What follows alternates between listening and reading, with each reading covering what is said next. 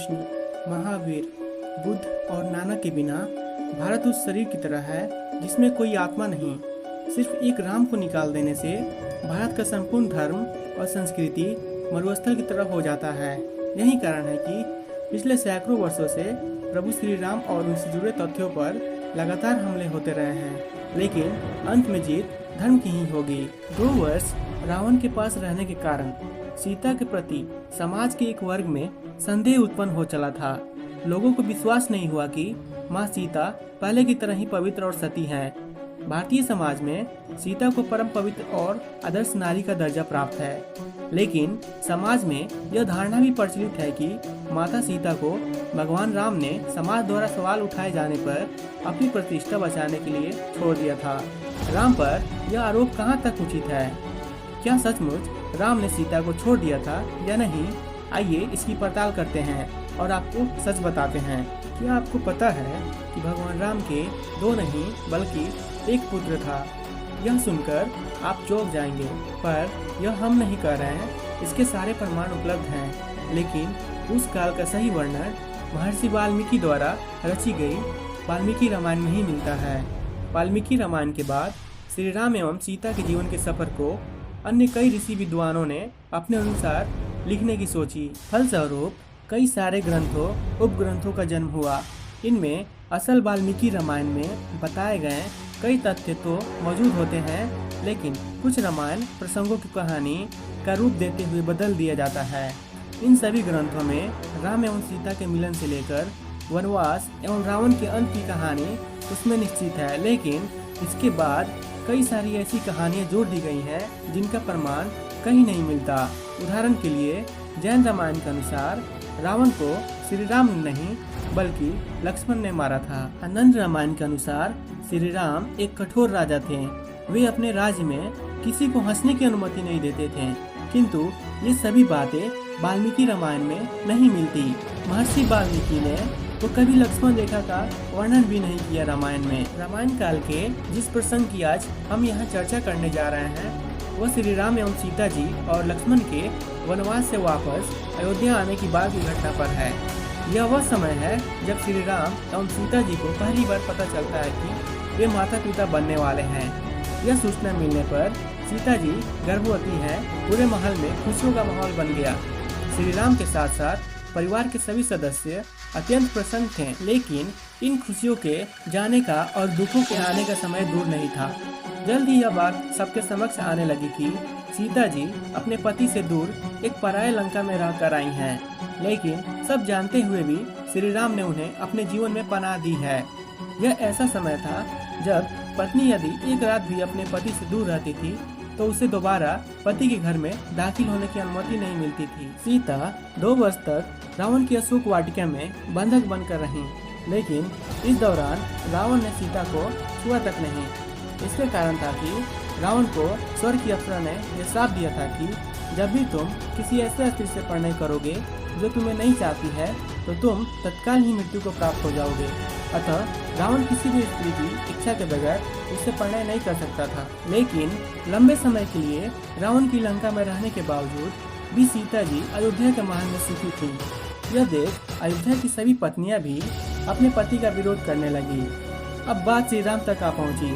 इस स्थिति को देखते हुए सीता जी ने स्वयं ही अयोध्या छोड़कर चले जाने का फैसला कर लिया। लक्ष्मण उन्हें जंगल तक छोड़कर आए, जहां महर्षि वाल्मीकि उन्हें आकर ले गए। उस समय सीता जी गर्भवती थी।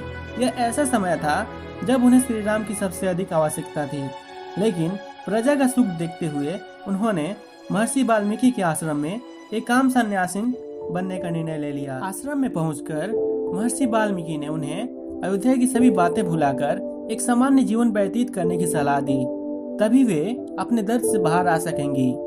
कई दिन बीत गए। दिन कुछ महीनों में भी तब्दील हो गए। वह समय बेहद समीप आ गया जब सीता जी एक संतान को जन्म देने वाली थीं। इस बीच न उन्होंने अयोध्या के साथ किसी प्रकार का कोई संपर्क साधने का प्रयास किया और न ही वहां से वाल्मीकि आश्रम में कोई सुखद संदेश ही आया। कहा जाता है कि सीता जी के अयोध्या छोड़ देने के बाद श्री राम ने राज्य तो बखूबी संभाला, लेकिन वे अंदर से दुखी रहने लगे।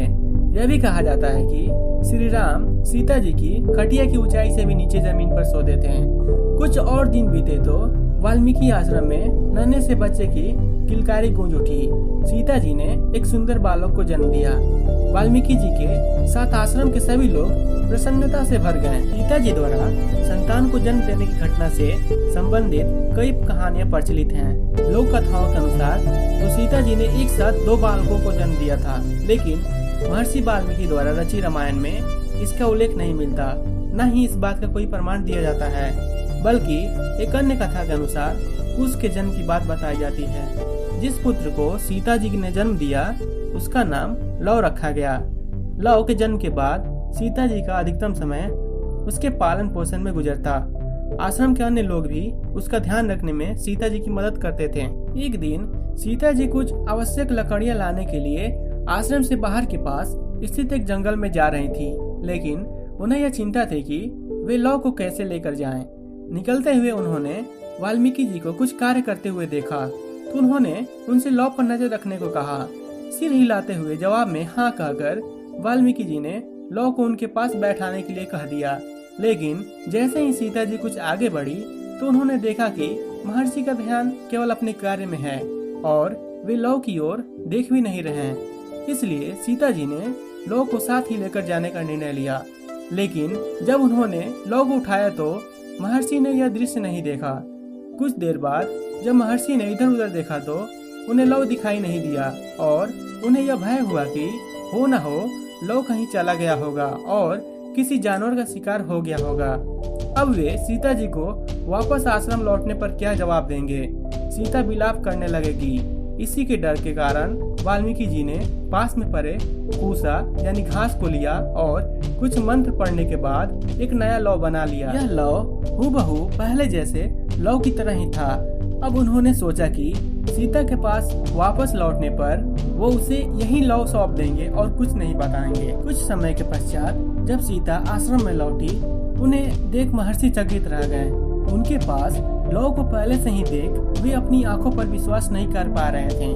पूछने पर मालूम हुआ कि सीता जी लौ को अपने साथ ही ले गई थी। लेकिन जब सीता जी ने उस नए लौ को देखा तो वे अत्यंत प्रसन्न हुई। कुशा के कारण जन्म होने की वजह से उसका नाम कुश रखा गया और वह श्री राम और सीता जी की दूसरी संतान के रूप में जाना गया। जिस सीता के लिए राम एक पल भी रह नहीं सकते और जिसके लिए उन्होंने सबसे बड़ा युद्ध लड़ा, उसे वह किसी व्यक्ति और समाज के कहने पर क्या छोड़ सकते हैं।